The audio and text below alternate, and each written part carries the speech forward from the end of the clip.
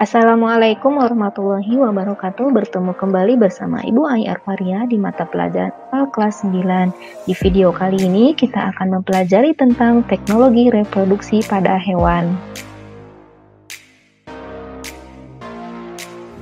Indikator pembelajarannya yang pertama menganalisis macam-macam teknologi perkembangbiakan pada hewan, dan yang kedua menganalisis manfaat, kelebihan, dan kekurangan macam-macam teknologi reproduksi pada hewan.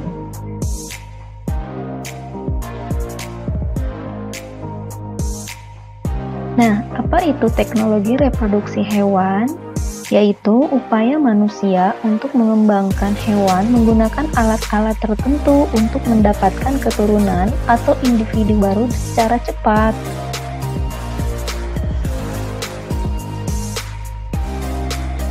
Teknologi reproduksi pada hewan memiliki tujuan yang pertama, memudahkan manusia mengembangkan hewan. Yang kedua, memperoleh bibit unggul. Yang ketiga, mencegah kelangkaan pada hewan tertentu. Dan yang keempat, membantu pasangan yang sulit memperoleh keturunan. Contoh teknologi reproduksi pada hewan diantaranya ada cloning, inseminasi buatan, dan fertilisasi in vitro. Yang pertama adalah cloning. Apa itu cloning? Yaitu proses pengambilan informasi genetik dari satu makhluk hidup dan membuat salinan identiknya. Ini contoh yaitu pada domba Dolly. Pada proses cloning ini dibutuhkan dua ekor domba. Yang pertama domba A dan yang kedua domba B. Pada domba yang pertama diambil sel somatik yang bersifat diploid pada kelenjar puting, sedangkan dari domba B diambil sel telur yang bersifat haploid. Inti sel telur domba B akan dihilangkan, kemudian diganti dengan inti sel somatis dari domba A. Peristiwa penggabungan inti sel ini dikenal dengan istilah fusi.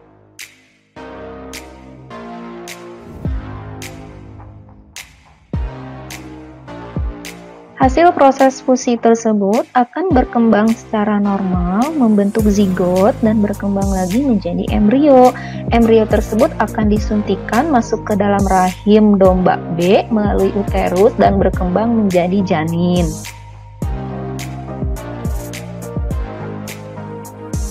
Setelah waktu kehamilan domba berakhir, maka akan melahirkan anak domba yang akan memiliki sifat sama seperti induknya.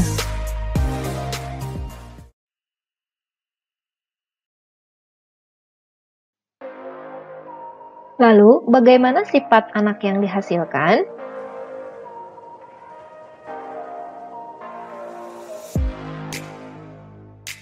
Karakteristik anak hasil peristiwa cloning ini akan sama persis dengan induknya karena memiliki kode genetik yang juga sama persis sama induknya.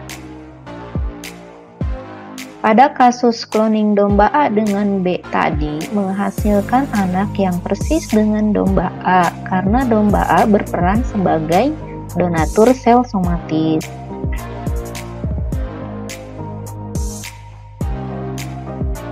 Teknik cloning ini memiliki kekurangan, diantaranya individu hasil cloning rentan dengan penyakit, dan yang kedua memiliki masa hidup sama dengan induknya.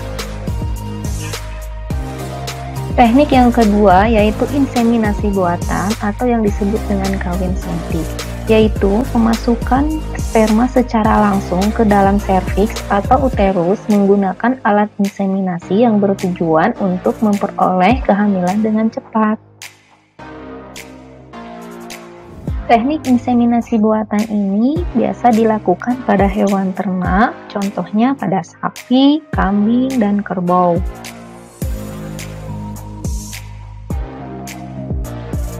Prosesnya yaitu dengan mengumpulkan sperma unggul pada suatu wadah tertentu untuk dipilih lalu disuntikkan masuk dalam alat inseminasi.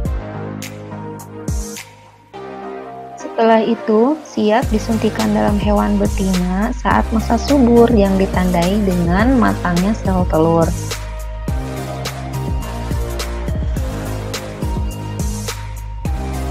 Proses inseminasi ini bisa dilakukan pada lebih dari satu hewan betina sekaligus.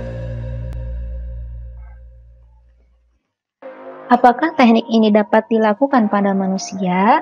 Ya, dapat dilakukan pada manusia untuk mengatasi kesulitan dalam memperoleh keturunan. Selain pada manusia, pada hewan-hewan langka yang tertentu dapat dilakukan untuk mencegah kepunahan.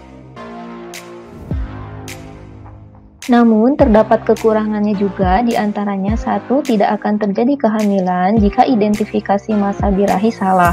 Yang kedua, akan menurunkan kualitas sperma jika menggunakan semen buku yang terlalu lama. Dan yang ketiga, bisa menurunkan sifat-sifat genetik yang jelek.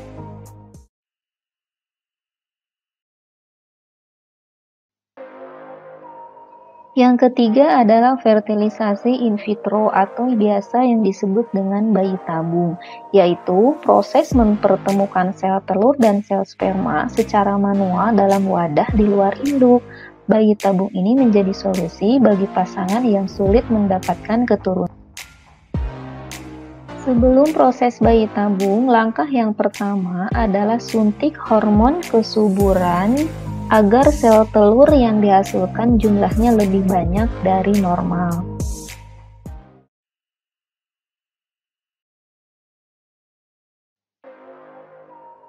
Hal ini dilakukan untuk membantu peluang berhasilnya proses bayi tabung. Langkah yang kedua yaitu sel telur yang telah matang diambil dari ovarium untuk disimpan dalam wadah yang steril. Dan yang ketiga, sperma disiapkan untuk proses fertilisasi.